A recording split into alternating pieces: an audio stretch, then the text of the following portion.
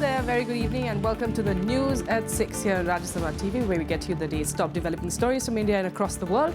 I'm Tracy Shilchi. In the next 30 minutes, we'll catch all of that, but first, the headlines. Disruptions in Parliament, AIDMK protests in both houses seeking action on newspaper report against Karthi Chidambaram. The Congress seeks to know the fate of the privilege motion against Union Minister Smriti Irani in another issue.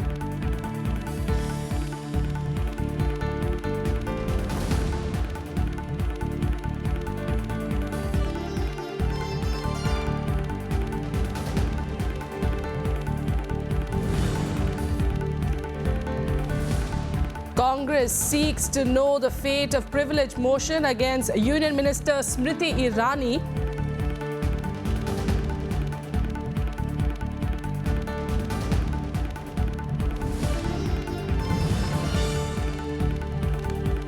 In Lok Sabha, the BJP files a privilege motion against Congress Chief Whip Jyotiraditya Scindia for making what it calls defamatory remarks against Minister Bandaru Dattatreya.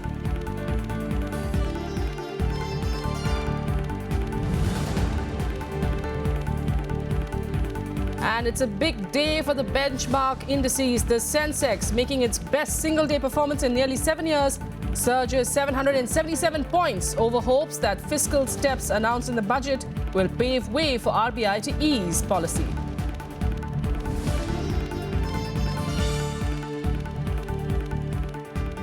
Top story this evening, the Rajya Sabha today witnessed repeated adjournments due to slogan shouting by AIDMK members who wanted action against former Union Minister P. Chidambaram's son Karthi. In fact, Congress members raised the issue also of a privilege motion against HRD Minister Smriti Irani. Now, a report of the committee. A day after the union budget was presented, the upper house on Tuesday witnessed repeated adjournments. AIADMK members entered the well demanding action against former Union Minister P. Chidambaram's son Karthi.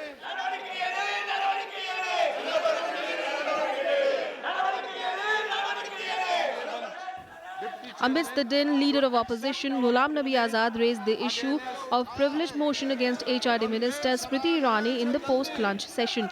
While other opposition members supported the Congress, the government raised objections to the move. Deputy Chairman to accept our privilege against Union HRD Minister. And it is not once she has misled the people of this country, in both the houses, in the Lok Sabha and also in the Rajya Sabha.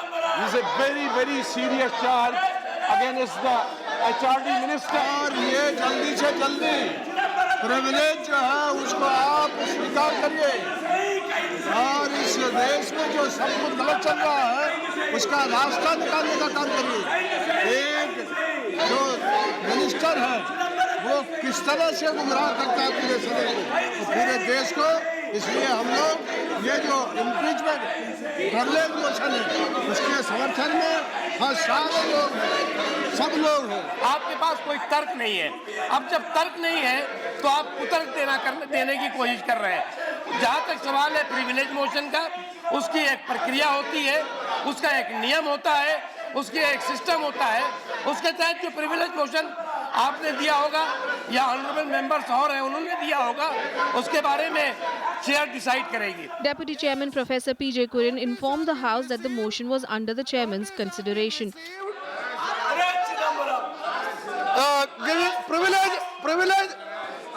Privilege motion has been received in the office. Yes, there is a procedure.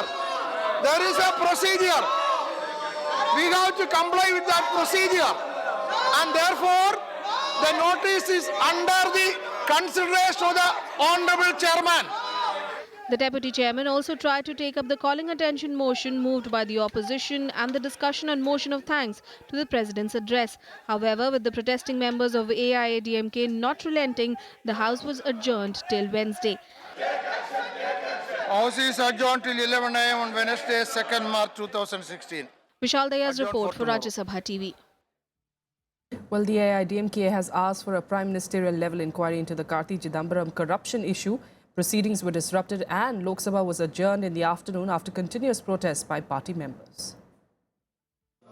Lok Sabha proceedings were disrupted twice during question hour on Tuesday after AIADMK members created uproar against Karthi Chidambaram over corruption charges.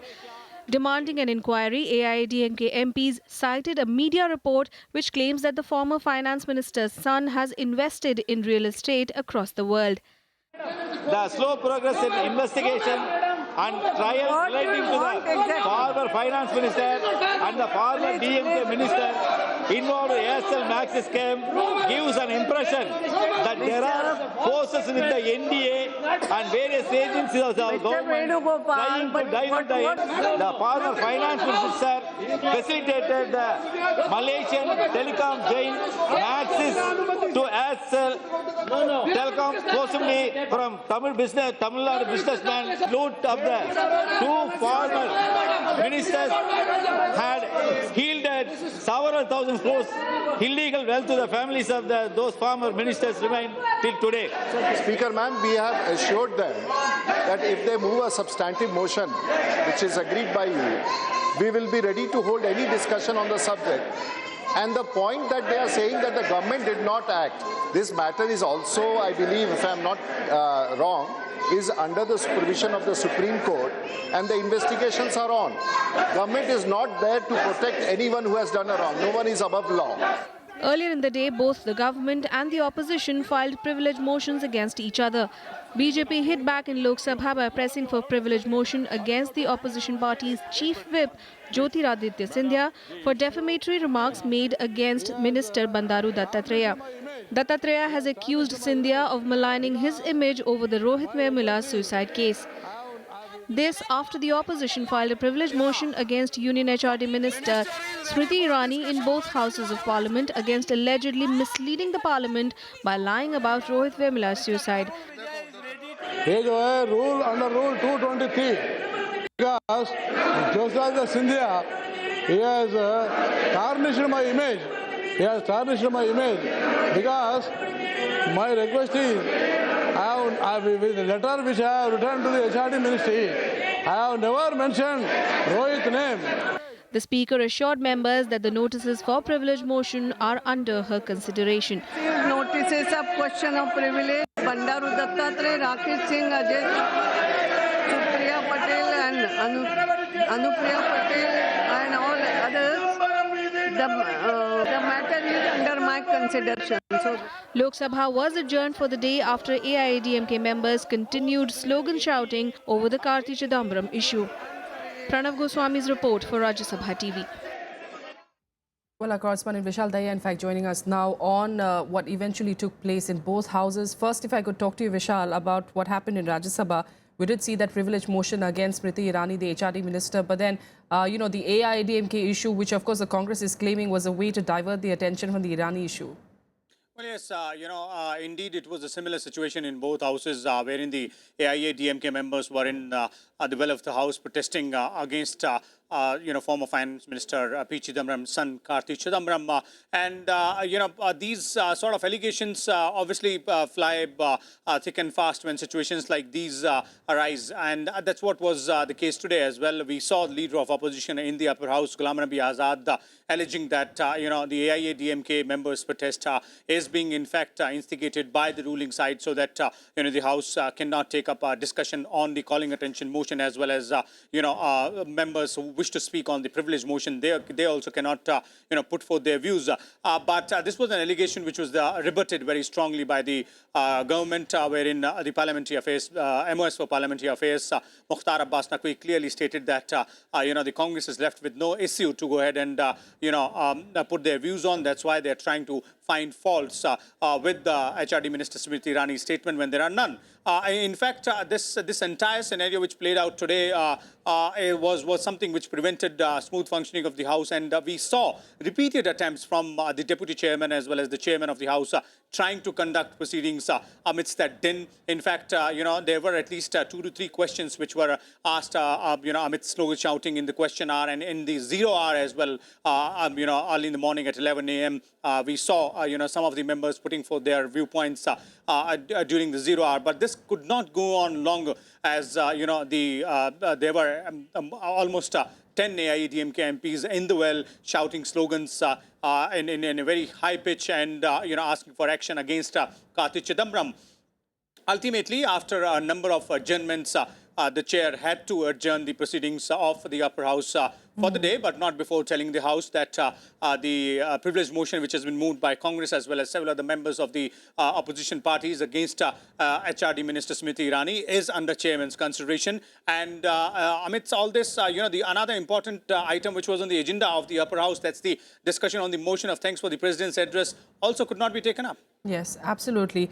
We'll, of course, have to wait and see how the days, of course, pan out. But thanks so much, Vishal, for the moment, though, for joining us on those stories. And as you were pointing out, the ruckus, in fact, the loud noises and the loud sloganeering that we hear in both houses of Parliament, while both of them were, in fact, on, and, in fact, both houses were stalled, Karthi Chidambaram maintained that he has done nothing wrong. He told the media that all his business dealings were transparent and all filings up to date and complete. The Congress, too, accused the government of orchestrating protests in Parliament to divert the attention from the privilege motion against HRD Minister Smriti Irani. Embroiled in controversy over the Aircel Maxis deal, Karthi Chidambaram, the son of former Finance Minister P. Chidambaram, has denied any wrongdoing. Defending himself, he stated that all his businesses are legally compliant. All my businesses are completely compliant with regulatory and statutory requirements. The Congress leaders have accused the government of a political witch hunt. They even allege that protests by AIADMK members in Parliament had been organized by the government to save HRD Minister Smriti Irani. This is basically political witch hunting and targeting Chidambaramji and his family. And this is an exercise which this government is well known for. I mean, what more do you expect from them? ये DMK का कुछ नहीं है भैया, ये सिर्फ चाल है हमारे एनडीए का स्मृति ईरानी को बचाने के वास्ते. The BJP, however, described it as a serious scam and called for a thorough investigation. When we look into the seriousness of the scam, certainly it is a big scam in India, just like the earlier scams. And I think that it has been done at the behest of Chidambaram. That is what we say what we hear from the media and all that. So the ED is investigating the matter. According to media reports, Karthi Chidambaram has built a massive empire for himself through investments in real estate across the world. Documents of his financial dealings have reportedly been recovered in the raids carried out by the Enforcement Directorate in relation to the Aircel Maxis scam. Karthi is alleged to have acquired a huge amount of wealth through his dealings between 2006 and 2014, when his father was the Finance and Home Minister. Bureau Report, Rajya Sabha TV. In other news, the opposition has demanded a judicial probe in the alleged gang rape incidents in Haryana, which were reported during the Jat agitation. The issue was raised during 0 hour in Rajya Sabha by Congress member Kumari Shelja, and this even as a 3-member Haryana police team is probing the allegations. The alleged incidents of gang rape during the Jat agitation in Murthal in Haryana was raised in Rajya Sabha today. The opposition has called for a High Court-monitored judicial probe. Congress leader Kumari Shelja raised the issue during 0 hour in Upper House on Tuesday. Haryana Sarkar is a mute spectator. It is in a state of denial. Haryana Sarkar ये कह रही है कि यहाँ पर नहीं हुआ. अगर हाई कोर्ट ने इसका संज्ञान नहीं लिया होता, वहाँ पर इतनी बड़ी एक rape case, allegedly rape case हुआ है, हाई कोर्ट ने उसका नोटिस लेते हुए हरियाणा सरकार को नोटिस दिया है, वहाँ इंक्वायरी के लिए कहा है. She also brought to attention that survivors and witnesses were reluctant in coming forward as the state government was not taking these reports seriously. She also said that there was a complete breakdown of law and order in the state. असलियत सामने नहीं आ रही है. Sir, हम demand करते हैं कि हरियाणा में हाई कोर्ट खुद इसकी इंक्वायरी करे. हम इसकी डिमांड करते हैं कि जुडिशियल इंक्वायरी होना चाहिए, तभी असलियत सामने आएगी. The Congress leader also said that property worth crores had been destroyed during the recent quota agitation, but the government and the police had remained mute spectators. Ravindra Shoran's report for Rajya Sabha TV. Stock markets jumped 3.4% today to post their best single-day gain in more than 2 years. Market experts saw, in fact, the boosted sentiment as a fallout of gains throughout Asia and relief over the government's commitment to its fiscal deficit target for the next fiscal year. A day after Finance Minister Arun Jaitley affirmed that the government will stick to its fiscal deficit target, benchmark Sensex rose sharply on Tuesday. Also figuring in the expectations is the prospect of a rate cut by the RBI.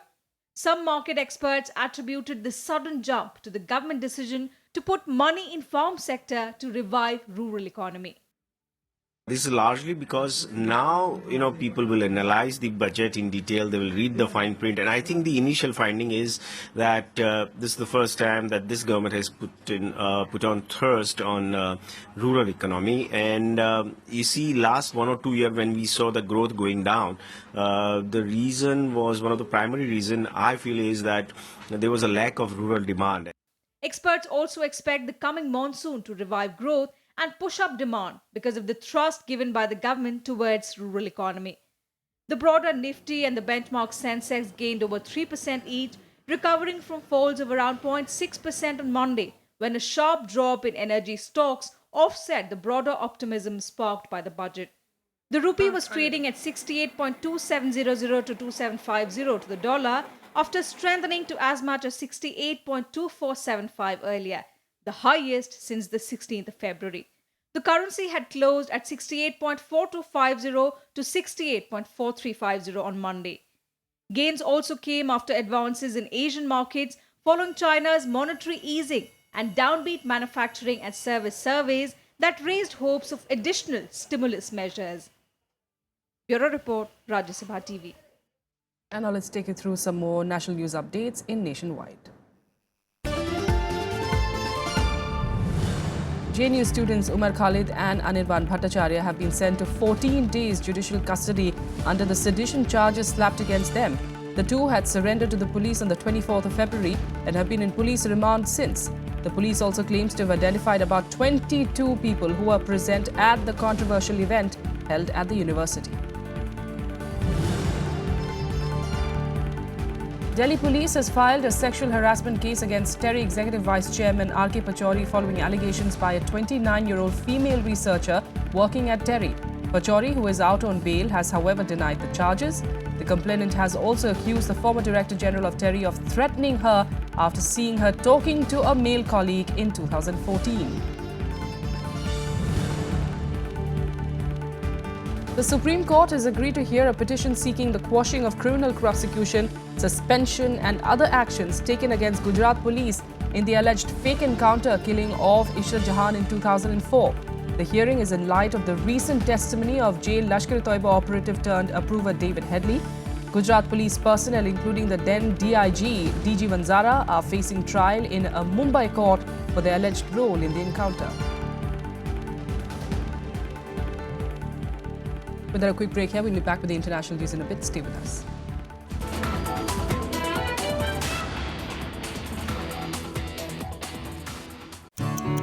That clock ticked through the night. So much happened as you slept. So much you missed. Wake up to a complete roundup of news from India and abroad. Politics, strategy, business, sports. Keen analysis to kickstart your day. Watch Breakfast News weekdays at 8 a.m. on Rajya Sabha television.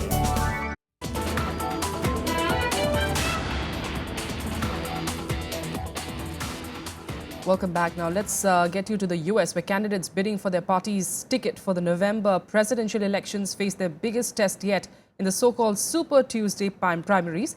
Voting is underway in 12 states. So far, both Hillary Clinton and Donald Trump have triumphed 3 of the 4 states each and will look to pull away from their rivals in their biggest test yet. White House hopefuls, Republican Donald Trump and Democrat Hillary Clinton face another opportunity to pull ahead of their rivals in the so-called Super Tuesday primaries, one of their biggest tests yet. Voting is underway in the 12 states. With a resounding victory in the Nevada caucus last week, billionaire businessman Donald Trump is inching closer to the US Republican presidential nomination. We will start, before I'm finished, I guarantee you that we will have Apple products made in the United States, not in China. Okay? I guarantee it. The contests come at a turbulent moment for the Republicans as they grapple with the prospect of Trump becoming the party's nominee. Rivals Marco Rubio and Ted Cruz put in all effort to stop the billionaire. If we nominate him, let me just tell you, a vote for Donald Trump tomorrow is literally a vote for Hillary Clinton in November. And it cannot happen. You don't get to fund open border Democrats for 4 decades and then suddenly when you run for president, discover and announce you're for securing the border. Democratic frontrunner Hillary Clinton, who, like Trump, won in 3 of the 4 states, has promised support for the middle class and an alternative to Republican scapegoating. Hillary is hoping to build on her weekend victory in South Carolina. What we can't let happen is the scapegoating, the blaming, the finger pointing that is going on the Republican side, which not only sets a bad example, which, as the congressman said, at least my mother would have said, stop it, but it really undermines our fabric as a nation. So I want to do everything I can in this campaign, with your help, to set us on a different course. Hillary's Democratic opponent Bernie Sanders, who suffered a crushing defeat in the South Carolina primary, is hoping for a good showing to curtail her momentum. On Super Tuesday, 595 delegates are at stake for Republicans and 1,004 for the Democrats. America is due to elect a successor to Barack Obama on the 8th of November. Bureau Report, Rajya Sabha TV. Meanwhile, the US-Russia brokered truce in Syria is on the verge of a collapse. Videos of intense fighting between the pro-government and rebel forces have emerged. Russia, too, has accused Turkey of threatening the fragile ceasefire. The Syria truce that came into effect on Saturday after huge international effort is now on the brink of collapse. Fresh videos on social media show intense fighting in Syria's Hama province on Sunday and Monday.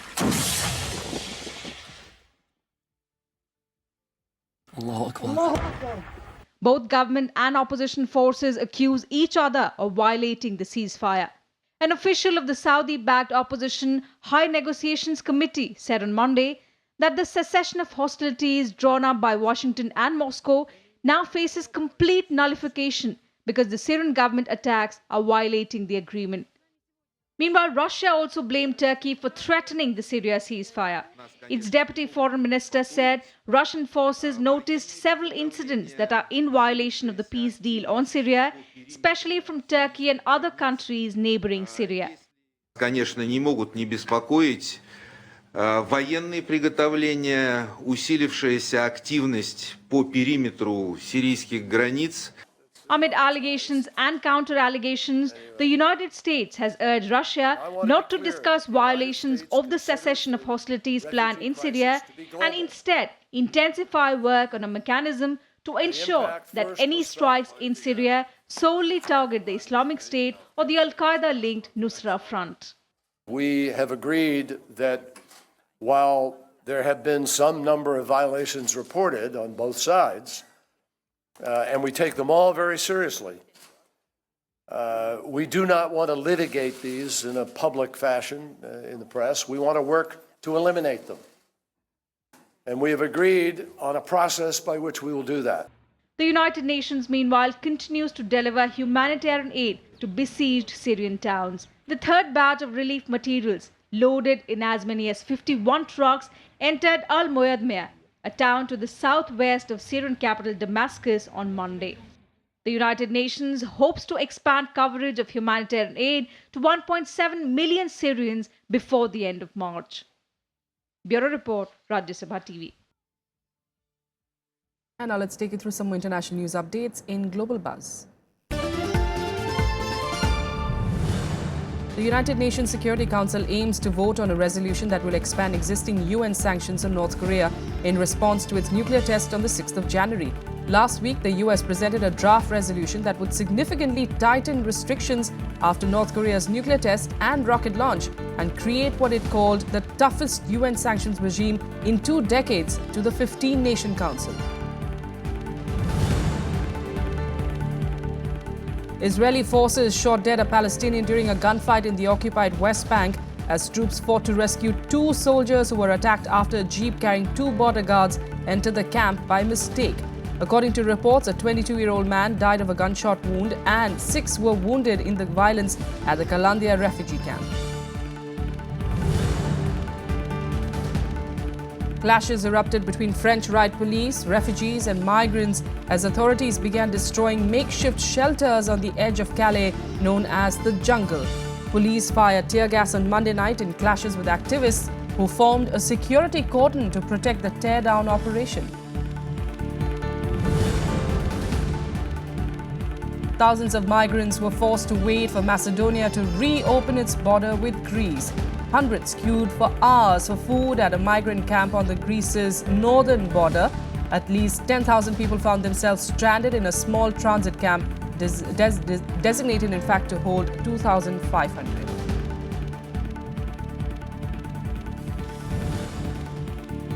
And now let's get you all the updates from the world of sports in Sports Beat. India will face World T20 champion Sri Lanka in their 3rd match of T20 of the Asia Cup 2016 to be played in Dhaka today. India on top of the points table with 2 consecutive wins against Bangladesh and Pakistan. Sri Lanka, meanwhile, are in 3rd place, having played 2 matches, won 1 and lost 1. The Indian women's hockey team went down fighting 2-3 to slump to their 2nd straight defeat against Germany in their tour to South Africa. The women's hockey team took the lead twice but failed to hold and finally succumbed to a last-ditch penalty corner that gave Germany a narrow win. World Indoor 1500 meters champion Abiba Aregawi was provisionally suspended after testing positive for a banned substance. The Ethiopia-born Swede failed an out-of-competition test conducted by the governing body, the IAAF. Aregawi, who won gold at the World Championships in 2013 and 14, requested a B sample be tested. Newly elected FIFA President Gianni Infantino confirmed that the next 2 World Cups will take place in Russia in 2018 and Qatar in 2022. The bidding for the 2 World Cups is still being investigated after a controversial vote in 2010. Napoli's hopes of winning a first title since 1990 were hampered by a draw at Fiorentina. Fiorentina took an early lead through Marcos Alonso's header, but Serie A top scorer Gonzalo Higuain fired the equalizer in the next minute. Napoli are second in the league 3 points, adrift of leaders Juventus. And that's all we have for you on the news at 6. Thanks so much for joining us.